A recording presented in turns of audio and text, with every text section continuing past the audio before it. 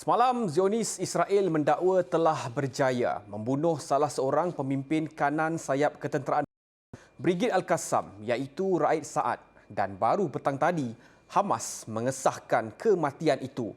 Penganalisis mendakwa perkara itu bukanlah semata-mata operasi perang oleh Israel di lapangan, sebaliknya adalah bersifat politik, strategik dan disengajakan. Sejauh mana benar perkara itu? Dalam tempoh yang kononnya dipanggil gencatan senjata, Zionis tetap Zionis.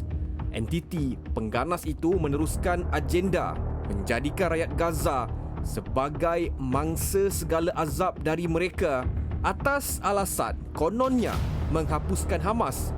Pun begitu, Hamas kekal utuh biarpun ramai pemimpinnya syahid satu persatu.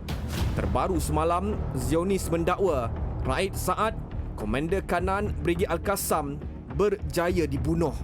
Melalui klip serangan udara yang tular, Zionis mendakwa Raid dibunuh di Jalan Al-Rashid, Gaza dengan 4 yang lain turut syahid.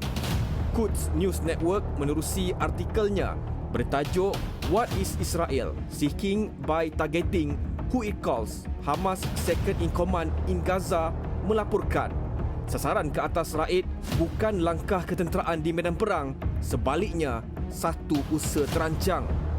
Zionis dilihat sengaja melakukan provokasi agar Hamas membalas dendam, dan bila Hamas bertindak balas, perang akan bersambung dan berpanjangan.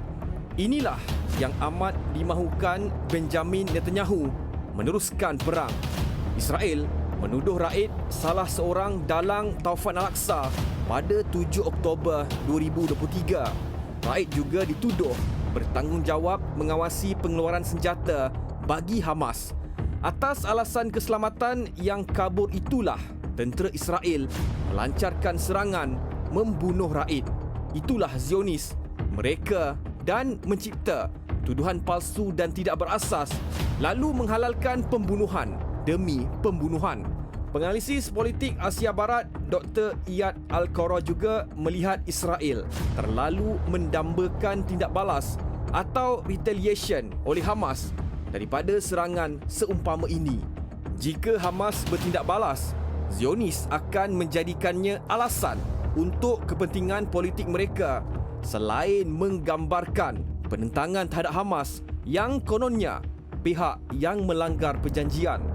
Itulah perangai keji Zionis Israel, bijak dan penuh muslihat demi menghalalkan tindakan genosid mereka selain mahu mengukuhkan survival politik Netanyahu yang semakin merudum di negara haram sendiri.